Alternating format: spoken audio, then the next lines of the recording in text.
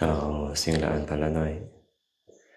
นมัตถุรัตนตยัสสะขอความนอบน้อมของข้าพเจ้าจงมีแด่พระรัตนตรัยอภิวันทนาน้อมพระจอมไตรอันล้ำค่าพระพุทธาผู้โลกตั้งเป็นองค์แก้วหน่วยปฐมอภิวาทกราบก้มพระธรรมทรงผ่องใสเลิศวิไลงามงดดังสุริแยงพื้นผู้เป็นพื้นหน้าบุญล้นพระสังโฆองค์เอกวันธนานกใบขมาก้มกราบการขอถวายความเคารพครูบาอาจารย์พระสงฆ์สามเณรทุกรูปทุกองค์ขอโอกาสกล่าวธรรมะขอความสุขความเจริญจงบังเกิดมีแก่ทานสาธุชนทุกคนทุกท่านมุนินทาวทนัมโพชาขัพพะสัมภวะสุนทรีสารนังปานินังวานิไมหังปีนายตังมะนังขอพระสัทธรรมนำให้ในห่วงแห่งบงกฎคือพระโอษฐ์ของพระจอมมุนีผู้เป็นที่พึ่งของสัตว์ทั้งหลายจงกระทำใจของข้าพเจ้าให้เอิบอิ่ม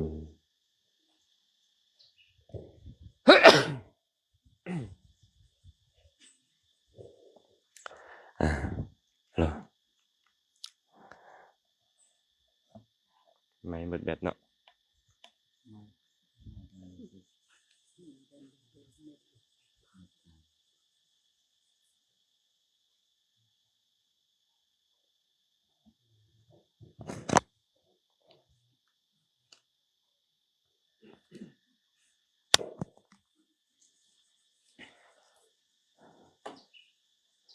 มื้อนี้ก็ยังพอมีเวลาก็จะนำธรรมะมาเว้าสู่ฟังเจ้าเล็กน้อย อากาศก็ร้อนเนาะช่วงนี้เนาะแม่ตัวเนาะอากาศก็ร้อนอยู่ยากบ่อากาศร้อนนี่นะอยู่ยากเด้โดยเฉพาะเฮาบ่มีธรรมะได้จักหน่อยก็แฮงอยู่ยากนะคันเฮาบ่มีธรรมะแล้วก็แฮงอยู่ยากฉะนั้นพวกเขาก็ต้องพยายามเอาธรรมะมาใส่นำมีการใส่ใจในสิ่งต่างๆให้แยบคายความทุกข์ก็จะน้อยลงเนาะมีพระสูตรหนึ่งที่พระสัมมาสัมพุทธเจ้าตรัสไว้ในคัมภีร์อังคุตตรนิกายติกานิบาตพระองค์บอกว่าภิกขุทั้งหลายบุคคลผู้ประกอบด้วยธรรม3ประการและบละมนทิน3ประการยอมเข้าถึงนรกเหมือนถูกนำไปทิ่มไว้ธรรม3ประการและมนทิน3ประการเป็นจังไดคือบุคคลผู้ทุศีลและบละมนทินคือความเป็นผู้ทุศีลนั้นบุคคลเป็นผู้มีความอิจฉาริษยาและบละมนทินคือความอิจฉาริษยานั้นบุคคลเป็นผู้ประกอบด้วยความชีทีและบละมนทินคือความชีทีนั้นภิกขุทั้งหลายบุคคลผู้ประกอบด้วยธรรม3ประการนี้แหละยอมเข้าถึงนรก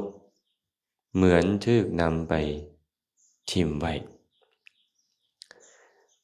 ตรงกันข้ามพระองค์ตรัสว่าภิกขุทั้งหลายบุคคลผู้ประกอบด้วยธรรม3ประการและละมนทิน3ประการยอมเข้าถึงสวงสวรรค์เหมือนถูกนำไปประดิษฐานไว้3ประการเป็นจังใดบุคคลเป็นผู้มีศีลละมนทินคือความเป็นผู้ทุศีลเสียใดบุคคลเป็นผู้บ่อิจฉาริษยาละมนทินคือความเป็นผู้อิจฉาริษยาเสียใดบุคคลเป็นผู้บ่ตนีที่เหนียวละมนทินคือความตนีที่เหนียวเสียใดนี่แหละบุคคลผู้ประกอบด้วยธรรม3ประการนี้ย่อมเข้าถึงสวงสวรรค์เหมือนนำไปประดิษฐานไว้เหมือนถูกนำไปประดิษฐานไว้ถือเนาะธรรม3ประการอันเป็นเหตุให้เข้าถึงนรกและธรรม3ประการอันเป็นเหตุให้เข้าถึง เข้าถึงสวรรค์3ประการแรกพระองค์บอกว่าทุศีลบ่ละความทุศีลอิจฉาบ่ละความอิจฉาชีทีบ่ละความชีทีตกนรกแน่นอนเหมือนถูกนำไปทิ่มไว้ความทุศีลกับความมีศีลมาทำความเข้าใจกันหน่อยหนึ่งศีละนี่แปลว่าปกติก็ได้หรือแปลหลายๆอย่างได้แต่โดยสภาพของมันก็คือความงดเว้นเสียได้หรือความตั้งใจจะงดเว้นเอิ้นว่าศีลในที่นี้หากเป็นของญาติโยมก็มีอยู่5ข้อแม่นบ่หากบ่มีความงดเว้นบ่มีความตั้งใจจะงดเว้นใน5ประการคือการฆ่าสัตว์ลักทรัพย์ประพฤติผิดในกามการเว้าตัวการดื่มน้ำเมาเจตนาจะงดเว้นบ่มีเลยความงดเว้นบ่เกิดขึ้นเลยเอิ้นบุคคลนั้นว่าทุศีลคันพระสงฆ์องค์ข้าเจ้ากะสิกขาบทที่มาในปาติโมกข์220สิกขาบทที่มานอกปาติโมกข์อีกหลายร้อยหลายพันข้อสิกขาบททั้งหมดนั่นแหละที่เป็นวาริตศีลบ่มีความคิดจะงดเว้นเลยที่เป็นจาริตศีลบ่มีความคิดที่จะประพฤติปฏิบัติตามเลยเอิ้นว่าทุศีลความทุศีลจะเฮ็ดให้บุคคลตกนรกเหมือนถูกนำไปทิ่มไว้บ่ได้สนว่าเจ้าจะเป็นพระสงฆ์องค์ข้าเจ้าบวชดนนานปานใดหรือว่าเป็นคฤหัสถ์หรือเป็นผู้บวชใหม่บ่ได้ว่าจังซั่นหากเจ้าทุศีลก็เตรียมไปนรกถึงเจ้าจะมีบริวารห้อมล้อมเป็นร้อยเป็นพันมีชื่อเสียงเกียรติทรัพย์มีสุขภาพพลานามัยดีแต่เจ้าทุศีลเจ้าก็ต้องเข้าถึงอบายทุกติวินิบาตนรกฉะนั้นพระพุทธเจ้าเลยบอกว่าข้อที่แรกภิกขุหรือบุคคลใดบุคคลหนึ่งเป็นผู้ทุศีลบ่ละมนทินคือความทุศีลนั้นอันใดจึงเอิ้นว่ามนทินมนทินแปลว่าเครื่องเศร้าหมองสิ่งที่เฮ็ดให้บ่ผ่องใสบ่งดงามเอิ้นว่ามนทินอย่างเช่นว่าขี้ฝุ่นที่มันตกอยู่ตามเนื้อตามตัวของเราก็เอิ้นว่ามลทินของร่างกายแม่นบ่พวกขี้ตาขี้หูเป็นต้นอยู่ตามตาตามหูก็เอิ้นว่ามลทินของตามลทินของหูพวกความเปื้อนเปอะที่เกิดขึ้นเทิงใบหน้าก็เอิ้นว่ามลทินของหน้าเป็นต้นเช่นเดียวกันความทุศีลนี่ก็เป็นมลทินของใจเมื่อเป็นมลทินของใจกายวาจากะบ่งดงามเลยถูกเอิ้นว่าความทุศีลอันเป็นมลทินคันผู้ใดทุศีลบ่ละมลทินของความทุศีลก็เตรียมไปนรกได้เห็นบ่แต่งลิ้นหากยังมักฆ่ามักลักขโมยมักเว้าตัวเว้าส่อเสียดเป็นต้นก็เตรียมตัวไปนรกฮ้อนบ่ไม่ออกด้าฮ้อนบ่เนี่ยฮ้อนก็ยับเข้ามาซ้ำนี่เฮาว่าฮ้อนแล้วเด้เนาะแต่ในนรกนี่นะเปลวไฟในนรกคนยืนเบิ่งอยู่ร้อยโยชน์ตาก็บอดย้อนเปลวไฟนั้นสมมุติว่าพวกเรามักฆ่าสัตว์ลักทรัพย์ประพฤติผิดในกามอยู่ในโลกนี้อีกบ่กี่เดือนกี่ปีก็ตายและต้องเข้าถึงอบายทุกขติวินิบาตนรกตลอดกาลอันยาวนานหลายล้านปีหลายร้อยล้านปีสนใจบ่มีออกอย่างนี้แต่บ่สนใจก็ต้องไปถ้าหากเราทุศีลเนาะหากเราทุศีล อีกข้อหนึ่งพระองค์ตรัสว่าบุคคลเป็นผู้มีความอิจฉาริษยาและบ่ละมนทินคือความอิจฉาริษยานั้นย่อมเข้าถึงนรกเหมือนถูกนำไปทิ่มไว้ลักษณะของอิจฉาเป็นจั่งใดอิจฉาแปลว่าบ่ดีใจแม่ตุบ่พอใจบ่พอใจหยังล่ะ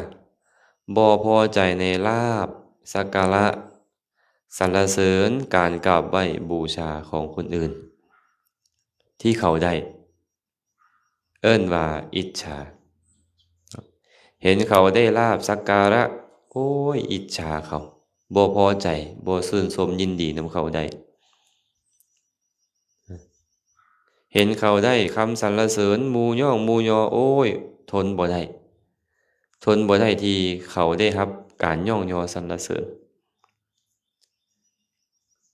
เห็นเขามีคนกราบไหว้บูชาทนบ่ได้ที่เขามีผู้ไปกราบไหว้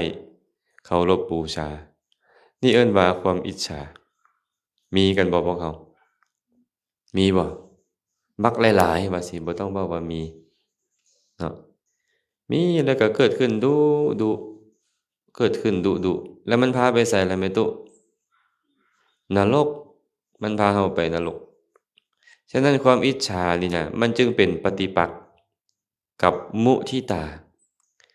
มุทิตาคือชื่นชมยินดีพอใจเมื่อคนอื่นได้ลาภสักการะคำสรรเสริญการกราบไหว้บูชามันตรงกันข้ามกัน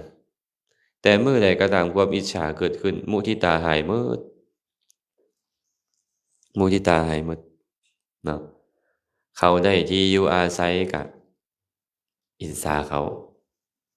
เขามีบริวารก็อิจฉาเขาเขาได้ลาภสักการะก็อิจฉาเขาเออเขามีคนย่องยอสรรเสริญก็อิจฉาเขาเขามีความรู้ความเข้าใจในศีลในธรรมก็อิจฉาเขาเพราะมันก็สมควรตกนรกนั่นแหละแบบนี้แม่นบ่ต้องได้ระวังเนาะต้องได้ระวังตัวนี้ข้อสุดท้ายนี่ล่ะชีทีความชีทีบุคคลเป็นผู้ตนีทีเหนียวและบ่ละมนทินคือความตนีทีเหนียวย่อมเข้าถึงนรกเหมือนถูกนำไปทิ่มไว้ความขี้ทีเป็นจั่งใดความขี้ทีนี่น่ะความบ่ยินดีบ่พอใจในการจะให้สิ่งของของเราไปเป็นสาธารณะแก่คนอื่นเอิ้นว่าความขี้ทีบางครั้งบางคราวบ่แม่นของของเราดอกมันก็เป็นของที่เป็นสาธารณะแต่ก็ยังบ่อยากให้เขาได้ใช้ได้สอยได้บริโภคครบฉันนี่เอิ้นว่าความขี้ถี่เนาะมีบ่พวกเราอะโอ้ยเต็มมีเต็มอยู่หมากหัวใจเรานี่อืมเหมาะบ่สมบ่ควรบ่เป็นแบบเนี้ยบ่เหมาะบ่สมบ่ควรเนาะบ่เหมาะบ่สมบ่ควรฉะนั้นอันตรายเด้ออันตรายของพวกเราพระพุทธเจ้าตรัสไว้แบบนี้ว่าภิกขุทั้งหลายความตราหนี่ความขี้ถี่มีอยู่ห้าประการนี้ห้าประการเป็นจั่งใด1ความถี่ถี่อาวาส2ความถี่ถี่ตระกูล3ความถี่ถี่ลาภ4ความถี่ถี่คำสรรเสริญ5ความถี่ถี่ธรรมภิกขุทั้งหลายความขี้ถี่ที่ชั่วช้าต่ำทรามที่สุดคือความขี้ถี่ธรรมภิกขุทั้งหลาย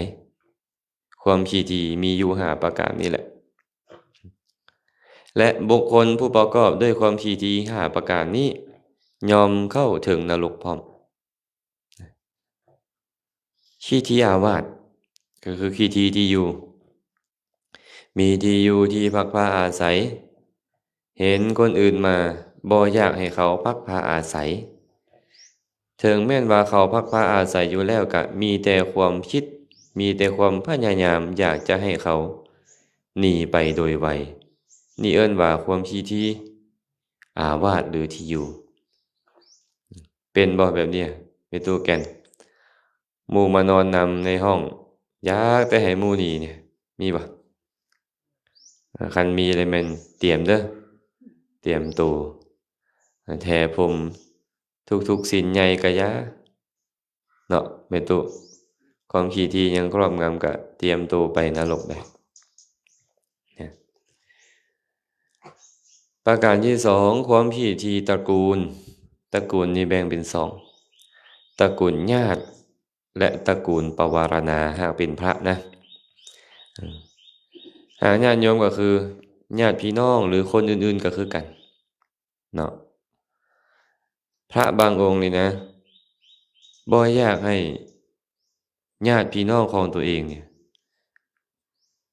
ไปอุปถากดูแลคนอื่นนี่เอิ้นว่าความขี้ถี่ญาติพี่น้องแม้แต่ญาติโยมเองก็เป็นแม่นบ่อยากให้พี่น้องของเฮาไปเฮ็ดดีกับคนอื่นแม่ตุไปเฮ็ดหยังไปแต่วัดนั้นไปวัดอื่นได้แม่มาเฮ็ดนำข้อยได้แม่สินะเบิ่งได้แม่พี่น้องตัวเองนี่น่ะมันไปแต่วัดแต่ว่าหรือว่าไปให้แต่คนอื่นบ้านอื่นเมืองไกลพุ้นนี่ความขี้ถี่ญาติเนาะความขี้ถี่ตระกูลอุปถากได้เป็นแนวใดพระนี่แหละสำคัญตัวเนี้ยพอตอนบ่คันฮู้จักญาติโยมก็ธรรมดาเขาจะไปวัดใดเขาจะไปเฮ็ดบุญสุนทรทานอยู่ไสก็บ่มีปัญหาอิหยังพอเขาเข้ามาหาแด่มาถวายจตุปัจจัยแด่มาลึงมาเคยแด่เริ่มแล้วบัดเนี้ยเริ่มบ่อยากให้เขาไปเฮ็ดดีอยู่บ่นี้ไปเฮ็ดบุญอยู่บ่นั้นพอเข้าไปแด่ก็เว้าเสียดเว้าแทงเขาบางคนก็เว้าลัดเอาไว้อย่าไปบ่อนนี้อย่าไปบ่อนหั้นเว้าความบ่ดีของผู้นี้ของวัดนั้นเว้าไปเถอะความขี้ถี่มันเกิดขึ้นแล้วมันเป็นแบบนี้มีบ่พ่อแม่ออกว่ามีพ่อแม่ข่าวนี่ก็มีบ่จักนี่บ่แม่นแต่พระนะนี่เอิ้นว่าความขี้ถี่ตระกูลโดยเฉพาะพระผู้ใหญ่พระผู้ใหญ่จะฮู้จักญาติโยมหลาย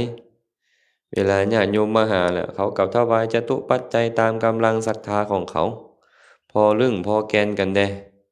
เริ่มห่วงแล้วบัดนี้เริ่มห่วงลูกศิษย์เริ่มห่วงลูกศิษย์ลูกหาบ่อยากให้เขาไปวัดอื่นแล้วเด้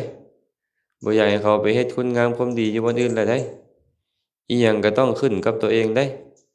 ตัวเองสั่งให้เฮ็ดสั่งให้กระทำจังค่อยเฮ็ดจังค่อยกระทำเด้คันตัวเองบ่สั่งแล้วอย่าไปเฮ็ดเด็ดขาดเด้ผิดใจเด้โอ้หลายขึ้นเดี๋ยวนี้เนาะแม่ตู่เนาะเคยได้ยินเหรอสมัยพุทธกาลเรื่องพระสุธรรมเถระเห็นบ่จิตตคหบดีไปอุปถากเราพอพระสารีบุตรพระโมคคัลลานะมาฮอดเท่านั้นแหละจิตตคหบดีเขาก็เลื่อมใสในพระอัครสาวกทั้งสองก็นิมนต์ให้ไปฉันอยู่เฮือนแต่ว่าไปนิมนต์เจ้าอาวาสทีหลังโอ้ยผิดใจอย่างใหญ่แม่ตุไปด่าเขาเจ้าขี้ทุกข์ขี้ยากคันเว้าภาษาหยาบคายแต่เว้าภาษามวลๆก็คือเจ้าอะนะ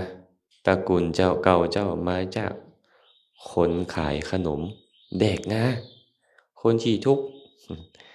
หาความมาร่ำมารวยนี่แหละสินะเป็นไปได้จังใดนี่น่ะครูบาอาจารย์พระสงฆ์องค์ข้าเจ้าที่บวชมาโดนเป็นเจ้าอาวาสเป็นพระผู้ใหญ่แต่ว่าปล่อยให้ความขี้ถี่มันครอบงำจิตใจเมื่อขี้ถี่ครอบงำจิตใจแล้วก็เฮ็ดให้เว้าสิ่งที่บ่ควรเว้าเฮ็ดสิ่งที่บ่ควรเฮ็ดคิดสิ่งที่บ่ควรคิดอกุศลก็ครอบงำจิตใจตัวเองขนาดนั้นแสดงว่าการบวชนี้บ่ถูกต้องแล้วแม่ตุเนาะการบวชบ่ถูกต้องเด้แบบนี้นะอืมบวชแบบนี้บ่ถูกต้องนี่เอิ้นว่าความขี้ถี่ตระกูลอาตมาก็คิดว่าหลายๆคนก็เป็นแบบนี้ผู้เว้าอยู่นี่ก็บ่แน่คือกันเนาะแม่ตุเนาะเพราะว่าหยังบ่คันแม่นโสดาบันมีแต่โสดาบันเท่านั้นที่ละได้อย่างเด็ดขาดตอนใดคิดได้ใส่ใจได้ก็บ่เป็นตอนใดคิดบ่ได้ใส่ใจบ่ได้อันตรพาลมันเกิดขึ้นในใจแล้วมันก็เป็นไปได้ทั้งหมดข้อที่3นี่ล่ะความขี้ถี่ลาภ ลาภหมายถึงสิ่งที่ได้มาบ่ว่าจะเป็นจีวรบ่ว่าจะเป็นอาหารบิณฑบาตเป็นต้นเอิ้นว่าลาภได้ลาภมาแล้วก็บ่อยากแบ่งบ่อยากปันพยายามเสื่องพยายามซ่อนบ่อยากให้เขามาเห็นย้านได้แบ่งได้ปันเขาสุขหรือทุกข์เป็นแบบเนี้ยทุกข์แสดงว่าควรเฮ็ดบ่แบบเนี้ยบ่ควรเฮ็ดแต่คือพากันเฮ็ดซั่นน่ะฮะบ่แพ้มันเนาะบ่แพ้มันโอ๊ยความถี่ถี่นี่มันคือมีกำลังแท้รู้อยู่ว่ามันเฮ็ดให้เราทุกข์ในอนาคต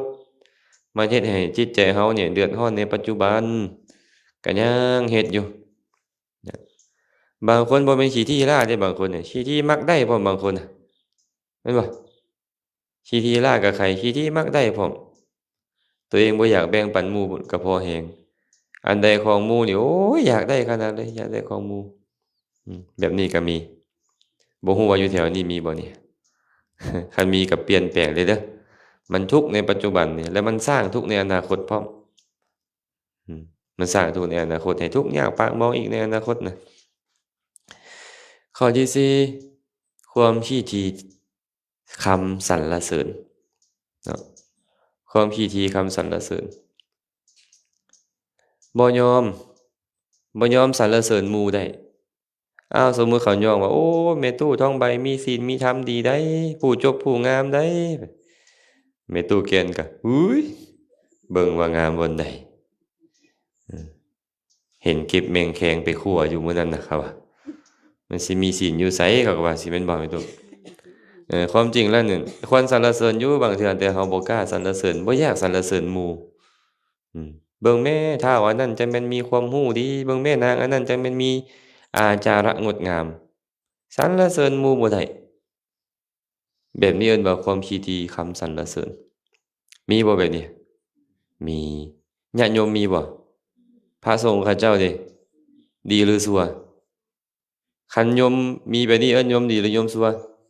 ชั่วคันพระมีแบบนี้ได้เอิ้นว่าพระซั่วแม่นบ่แม่นหรือบ่แม่นเนี่ยอ้าวความซั่วเกิดขึ้นในใจของไผผู้นั้นก็ซั่วหั่นแหละญาติโยมเอ้ยเนาะนี่เอิ้นว่าความขี้ถี่คำสรรเสริญสุดท้ายนี่ล่ะความขี้ถี่ธรรมบ่อยากให้คนอื่นได้ยินได้ฟังธรรมเกิดมาจากอิหยังก็ตามแต่แหละแต่ว่าบ่อยากให้เขาได้ยินได้ฟังธรรมบ่อยากให้เขามีความรู้ความเข้าใจเหมือนกับตนหรือยิ่งกว่าตนนี่เอิ้นว่าความขี้ถี่ธรรมอาตมาเคยมีโยมมาเว้าสู่อาตมาฟังอาจารย์เอ้ยว่าซั่นข้าน้อยเราได้ฟังอาจารย์ในเฟซบุ๊กอยากไปฟังธรรมอยู่วัดแต่ว่ามีอาจารย์องค์หนึ่งเพิ่นเว้าว่าอย่าไปได้ ไปหาองค์นั้นน่ะบ่คักแนวนี้บ่ดีแนวนั้นเป็นมิจฉาทิฏฐิได้ก็ว่าไปย้านเขาเจ้าได้มาฟังธรรมว่าซั่นเขาน้อยก็บ่สนแล้วเพิ่นว่าห้ามก็อย่าเขาน่ะอยากฟังธรรมเขาน้อยก็ไปเพิ่นว่าเออบัดไปคือบ่คือเขาเจ้าเว้าเพิ่นว่าบ่คือเขาเจ้าเว้าเนาะบางทีพวกเราก็ย้านหมู่เข้าใจธรรมะและมาเพ่งโทษเราเพราะธรรมะนี่น่ะวินัยคำสอนของพระพุทธเจ้านี่มันสวนกระแสกิเลสเดะพวกเราเคยได้ยินบ่คำนี้เว้าวินัยขัดใจพระเว้าธรรมะขัดใจโยมครูบาอาจารย์บางท่านญาติโยมบางองค์ก็บ่อยากให้คนอื่นเนี่ยได้ฮู้ศีลได้ฮู้ธรรมได้ฮู้วินัยได้ฮู้ธรรมะคำสอนย้านเอามาเพ่งโทษตัวเองก็มีเห็นตัวเขาฮู้แล้วนั่นน่ะแบบนี้ได้แบบนี้ก็มีอยู่เพราะฉะนั้นคนแบบนี้เอิ้นว่าคนขี้ถี่ธรรมซั่วซ่าต่ำทรามที่สุดพระพุทธเจ้าบอกว่าขี้ถี่แนวอื่นก็ยังพอใครอยู่เด้อตกนรกซื่อๆแต่ขี้ถี่ธรรมะเนี่ยเฮ็ดให้คนอื่นตกนรกนำอีกแม่ตุบ่อยากให้คนอื่นได้ยินได้ฟังธรรมะคำสอนเมื่อคนอื่นบ่ได้ยินบ่ได้ฟังธรรมะคำสอนจิตใจเขาก็เสียหายเมื่อจิตใจเสียหายเขาก็มีแต่กิเลสครอบงำจิตใจก็ไปนรกนำเพิ่นเลยบอกว่าซัวต้าต่ำทรามที่สุดคนประเภทเนี้ยโดยเฉพาะเป็นพระเด้อเป็นพระนี่ก็โอ้สำคัญเนาะย้านลูกศิษย์ลูกหาไปฟังธรรมะคำสอนแล้วเข้าใจศีลเข้าใจธรรมแล้วสิเอามาท่วงตัวเองอ้าวอาจารย์แบบนี้ก็เฮ็ดได้บ่ คือว่าพระพุทธเจ้าห้ามไว้อาจารย์แบบนั้นควรซะบ่คือว่าพระพุทธเจ้าบอกว่าบ่ควรย้านเด้เป็นแบบนี้ไปเนาะพระสัมมาสัมพุทธเจ้าตรัสแบบนี้ว่าภิกขุทั้งหลายบวชมาเพื่อกำจัดความขี้ที5ประการนี้ประพฤติพรหมจรรย์เพื่อกำจัดความขี้ที5ประการนี้5ประการคือหยังความขี้ทีอาวาสความขี้ทีตระกูลความขี้ทีลาภความขี้ทีคำสรรเสริญและความขี้ทีธรรมะภิกขุทั้งหลายประพฤติพรหมจรรย์ก็เพื่อละความขี้ที5ประการนี้ขันบวชมาแล้วพอกพูนความขี้ทีเอิ้นว่าผิดแล้วบ่ตรงแล้วบ่เข้าเป้าการบวชแล้วบวชมาเพื่อพอกพูนลาภสักการะคำสรรเสริญละขี้ที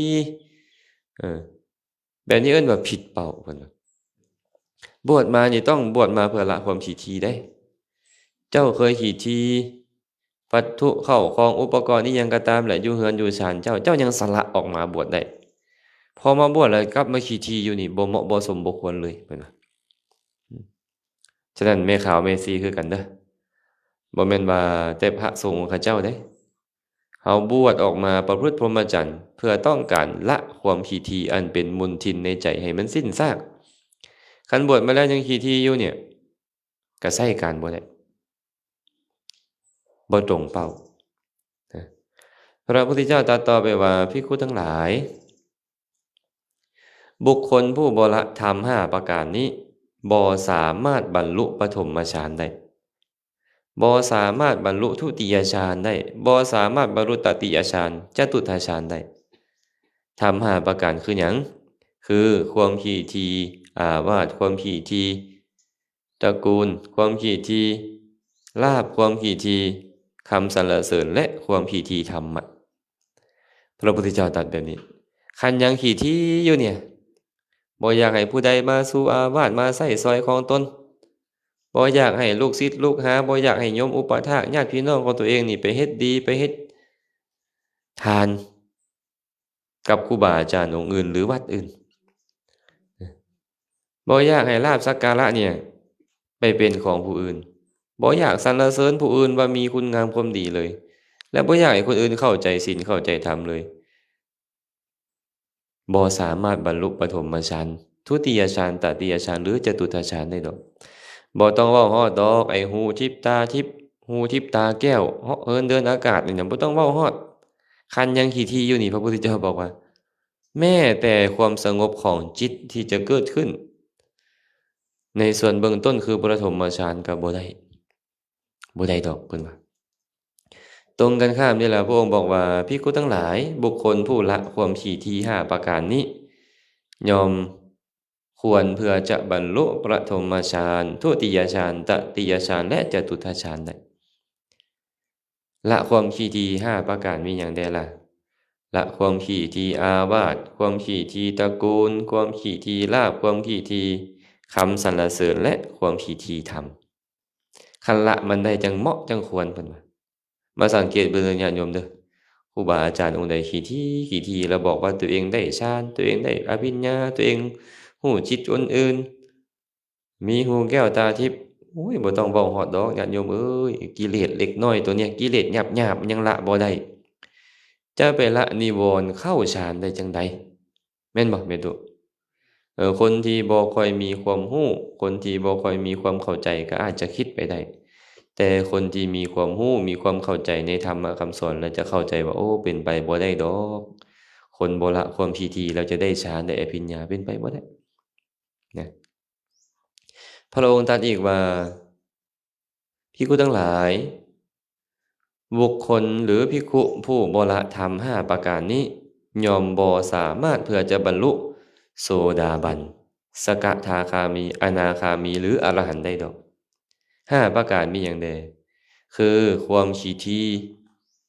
อาวาสความขี้ทีตระกูลความขี้ทีลาภความขี้ทีคำสรรเสริญและความขี้ทีธรรมนี้ภิกขุทั้งหลายบุคคลผู้บ่ละธรรม5ประการนี้บ่สามารถที่จะบรรลุโสดาบันได้บ่สามารถบรรลุสกทาคามีอนาคามีหรืออรหันต์ได้เลย ไอ้คนขี้ทีอยู่นี่นะแม่ตุบอกว่าตัวเองเป็นโสดาบันเป็นสกทาคามีเป็นอนาคามีเป็นอรหันต์บ่มีทางจะเป็นไปได้เด็ดขาดเนาะบ่มีทางเพิ่นว่ายังขี้ทีอาวาสยังขี้ทีตระกูลยังขี้ทีลาภขี้ทีคำสรรเสริญบ่อยากให้คนอื่นเข้าใจธรรมะอยู่เนี่ยจะบรรลุคุณธรรมเบื้องสูงโลกุตระมรรคเป็นไปบ่ได้เลยเป็นไปบ่ได้คันผู้ใดเชื่อผู้นั้นก็คือผู้บ่ได้สดับรับฟังธรรมของพระอริยเจ้าผู้บ่ฮู้ความจริงบ่เข้าใจศีลบ่เข้าใจธรรมไปเชื่อแบบนั้นเนาะตรงกันข้ามพระองค์บอกว่าภิกขุทั้งหลายบุคคลผู้ละธรรมหาประการนี้ย่อมควรเพื่อจะบรรลุโสดาบันควรเพื่อบรรลุสกทาคามีควรเพื่อบรรลุอนาคามีและควรที่จะบรรลุอรหันต์ได้5ประการมีอย่างใดละความขี่ทีอาวาสความขี่ทีตระกูลความขี่ทีลาภความขี่ทีคำสรรเสริญและความขี่ทีธรรมนั้นได้นี่แหละละธรรม5ประการได้จึงควรที่จะบรรลุ